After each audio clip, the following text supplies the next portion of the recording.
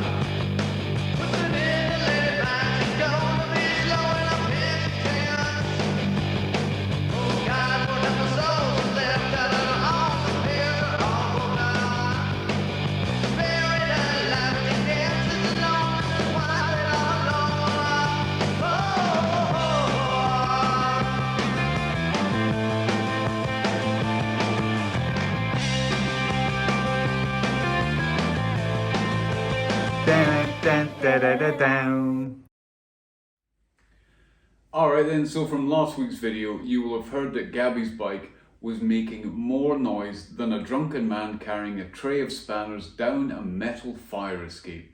So, let's get our bike down and have a look at it, without bashing my head on Miles's bike.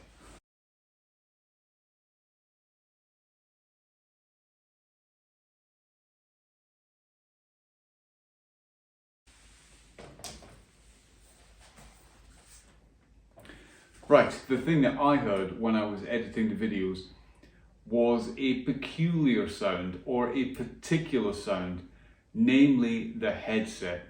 And beyond the headset, there was our old favourite, the chain.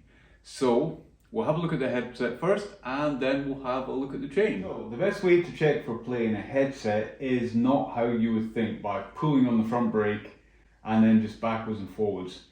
Because you've got your fork, which isn't exactly straight. You've got your front wheel and your axle. There are too many different variables. What you should do is turn your bars so that they are in line with the frame, and then up and down. And there's a bit of play in this. There, you can hear that, and that is what I could hear on the video. So what I need to do is tighten it, and that's easy enough. Here's an Allen key I prepared from earlier. There are two bolts here. We need to loosen them first.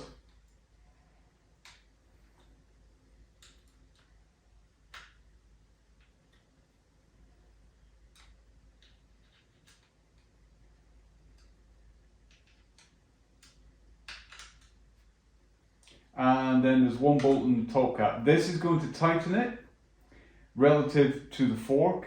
It will pull against the star nut in there, so it will tighten the top cap there to the star nut which is inside the fork, which in turn will tighten the stem, or hold the stem against the fork. So just make sure, line it up, make sure that's straight, and tighten this up. There we are. Going to be careful here because I have I've rounded out the bolt on one of these across or across stems before, and then I was forced to change to a hope. Now I'm going to give this a little bit of a tighten here, not too much because I may need to adjust it again, but what we want is we want to remove the rattle, and we want to make sure it's not notchy. So, Allen key in pocket, guaranteed. Turn it again and try and move the bars, and they are rock solid. Now, if I lift the front end up, there's no notchiness there at all, so I can tighten these down further in increments. That bit there and that bit there.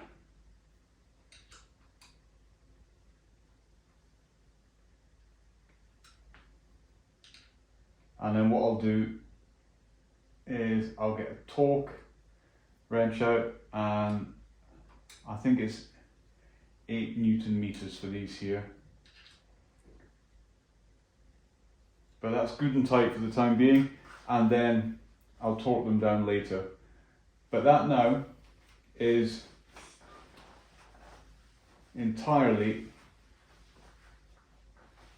stable. No more noise from this. There was other noise though, or there were other noises. Let's examine them, shall we? Okay then, so Miles's bike, we have chainstay protector here. Now the chainstay protector is to protect the chainstay from the chain. The chain will slap onto, so most bicycle manufacturers put a chainstay protector on to protect the chainstays. However, in Propane's case, this one is very hard. If I tap here, you can hear it. That's the metal there. That's the plastic, and the top of there is also a hard plastic. So by contrast, this is Sophie's Tai, the Tai 5? Anyway, besides the point. Again, we have the same chainstay protector, and you can hear it, but unlike the Spindrift 4s, these have these little foam pads on top. So when the chain hits, the sound is damped. That's the plastic, that's the foam. Damping means less noise. Hooray! With Miles's bike in noisy mode and Sophie's bike in stealth mode, what can we do to the Spindrifts to also put them into stealth mode? Let me show you. A quick reminder, Miles is noisy. And down here we have Gabi's with, I'm going to say, not very professionally applied duct tape, but that's the hard plastic under there, but on top I did a little fix. Okay, for this hack, fix, whatever you will, to make our sound deadener, our silencer, you are going to need the old favourites, the inner tube. This one, as you can see, has already been cut. You are going to need Velcro. Now, this Velcro has a sticky back side. That's going to come in useful later. We're going to need scissors.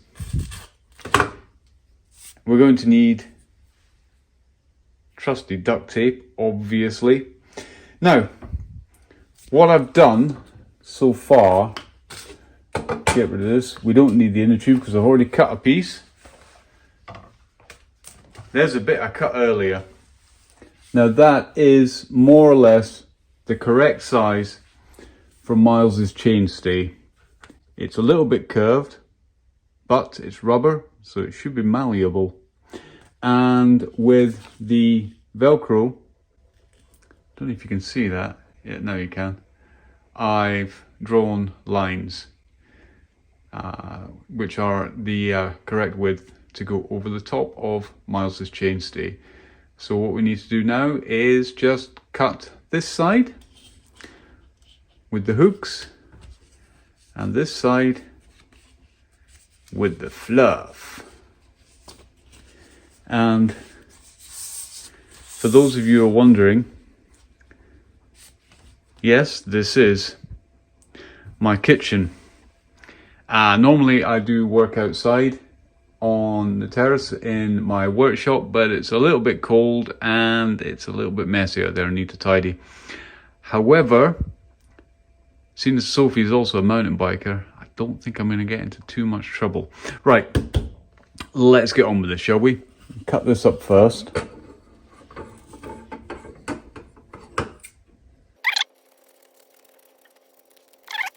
You can also tell it's my kitchen. Italian travertine tiles. But what have I not done? The grouting. Still, it's only been 2 years. I'm sure I'll get around to it eventually. So that's that one cut. Now we can go for the fluffer one. Right, that is that. Now, which side do I want to put?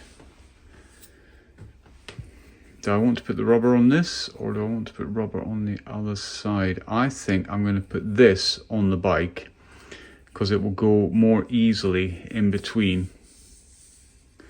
And this one here, which is a little bit more sturdy and structured, I'll put the rubber on the back of this. I said we were going to put the hook side onto the rubber. So there goes the backing paper. And I've cut this slightly longer than it needs to be, just in case I make a mistake. Because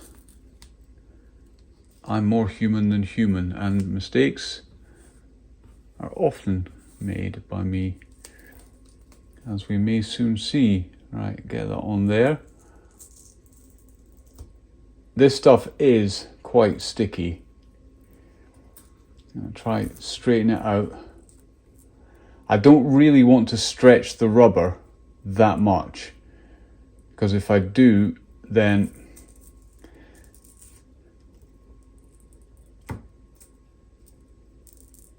that stretch could indeed pull the rubber off the Velcro. But that's gone on, yeah, more or less as I wanted it to. So now we just need to trim the edges down.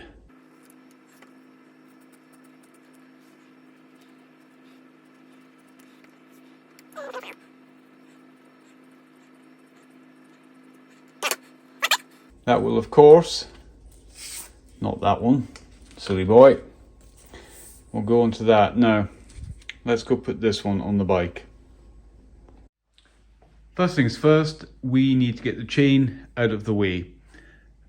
So make sure it's in the highest gear, and let's get it off here. Oh, and by the way, for those of you who say that you can't run SRAM chain with a Shimano cassette, you can. Let's get the chain going.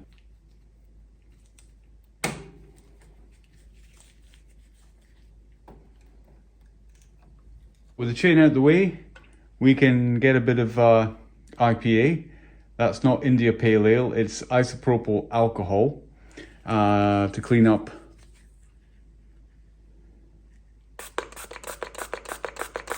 the chainstay, get rid of any grease and unwanted dirt, and that will help the glue stick, not just better, but stick.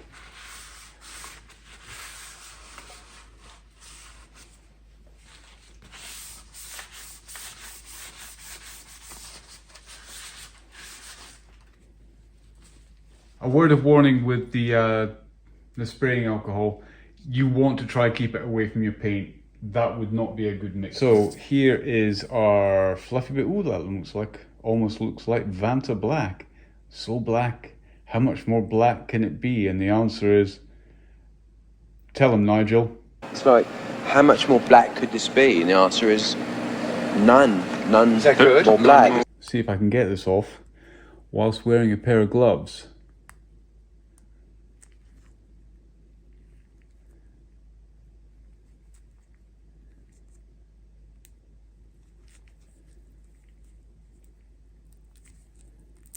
And in a first for the stubbornness of man, yes I could. I'll put it on this side first.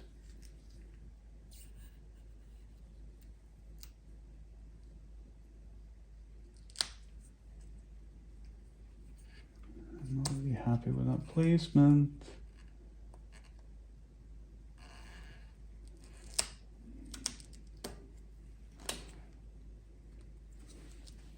Having accepted reality and removing the gloves.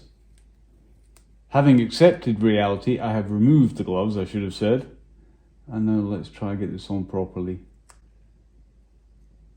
So now, because this has slightly less structure, it's easier to put it exactly where I want. And I hope it's not going to be too long. No, I think we're absolutely fine. That should be ideal.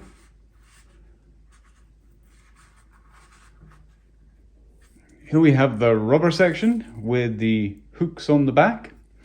And we start over here.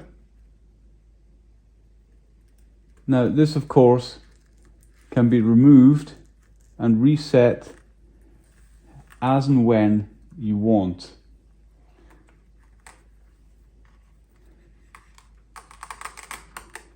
I'm beginning to think I should have taken the back wheel off. You can always take the back wheel off, but I'm doing this quickly because I want to get out of my bike and go for a ride before it gets dark and before I have to start cooking dinner.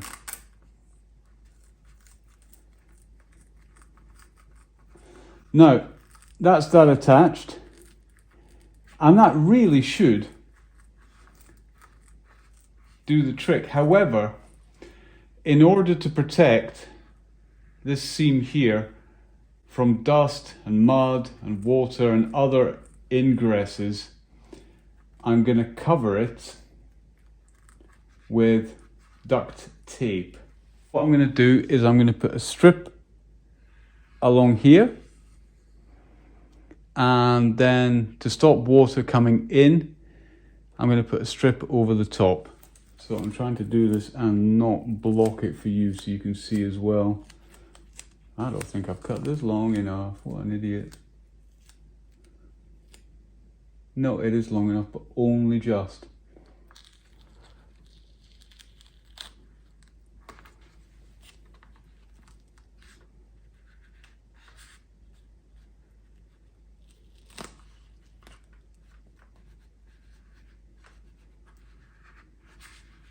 It's this edge here, really, that I want to be tight, because that's where the water is going to come in from. Always from beneath, like U-boats.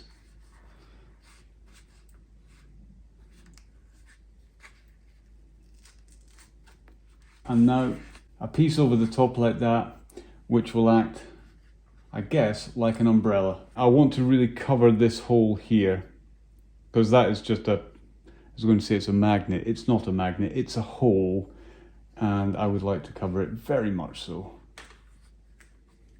Do you know, I'm absolutely useless with sticky things. You should see me with cling film or wrapping presents. I'm just the worst.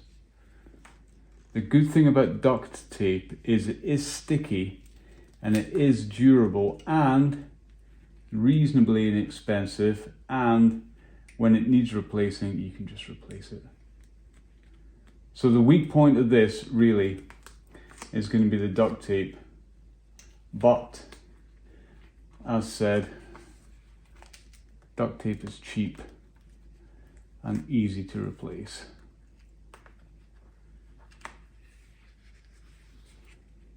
So I've got an ugly bit there, but if your OCD is being triggered like mine is a bit, you could always whip it off and do it again. But the main thing is that it's going to be quiet. So let's do the tap test. Hard plastic.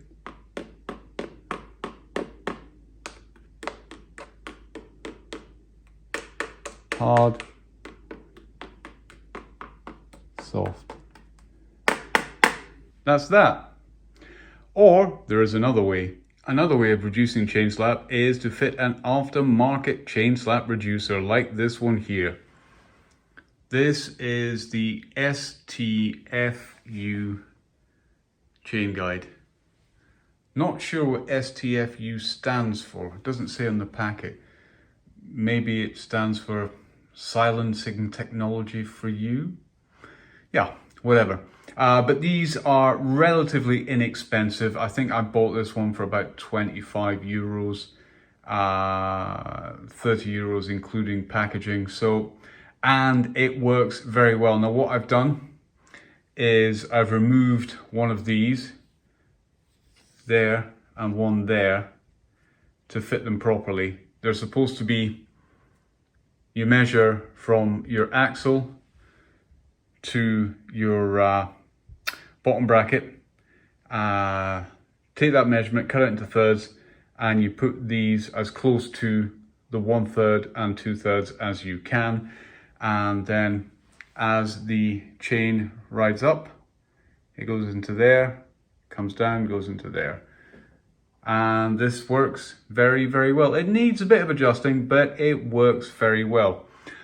So that's the chain. Other things that you can do are make sure your chain is actually oiled, because that will make a hell of a squeaky racket. Make sure all of your moving parts, for example, your hubs, make sure they're oiled. All of these little things, there's not really a lot you can do about that apart from putting your finger on it as you ride. But making sure your headset is done as we said earlier.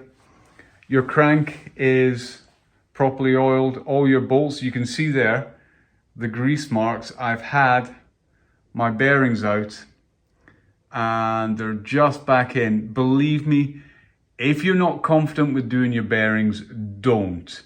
I eventually had to give up and take it to a shop and they did it for me. I've got a bearing press. I've got two of them in fact, but I think what you need is a big mechanical kadunk type of thing. And I just didn't have the strength to get it in. I couldn't get it in straight and just the hassle with it. Making sure all your nuts and bolts are tight. And I'll tell you what, instead of me rabbiting on, let's have a look at Gabi's bike. I'll listen as well, and we'll compare it to Miles's bike before he had the new chain protector on. Right, let's have a look at that.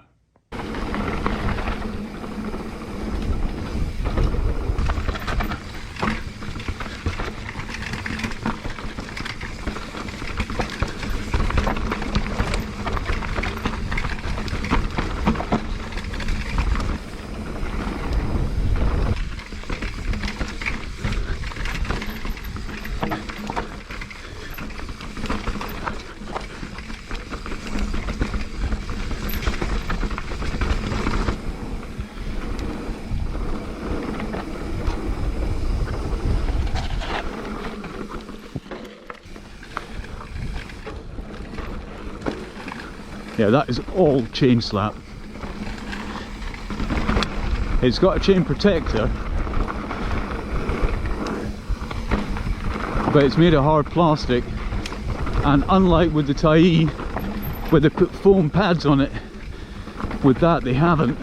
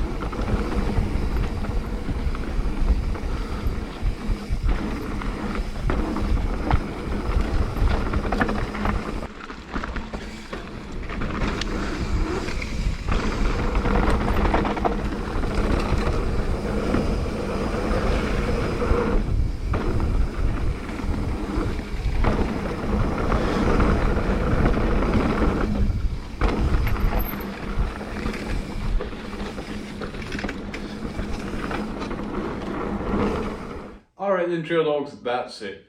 2 bikes silenced. You did notice the difference between Gabi's bike and Miles's bike. Well, hopefully now Miles will be enjoying the same amount of silence that Gabi wasn't enjoying before, but is now. It's important, very important, that you do keep a silent bike. It helps you hear what's on the trail. Also, if your bike is normally silent, if there are any problems with it, you will hear them. Well, unless you're profoundly deaf, in which case you won't hear anything. Not even your rear wheel as it explodes, although that you probably will feel. Right, so that's the end of this video. Hope you've enjoyed it. If you have enjoyed it, drop us a like. That's how you say, I've liked this video. You press the like button. If you haven't subscribed, please do so. It helps us. Not as much as the likes, but it means that we know that you're with us and that kind of thing. Leave us a comment. If you want to know anything, we will try and answer your questions. Is there anything else? Yes, we are on Facebook. If you look us up at One by Bikes, send us a friend request and we will accept you as friends, even if you're weird. Do you know why? Because we're weird as well. Right, that truly is the end now. All I need to say is, just in case you forgot, one by is one more better. In it.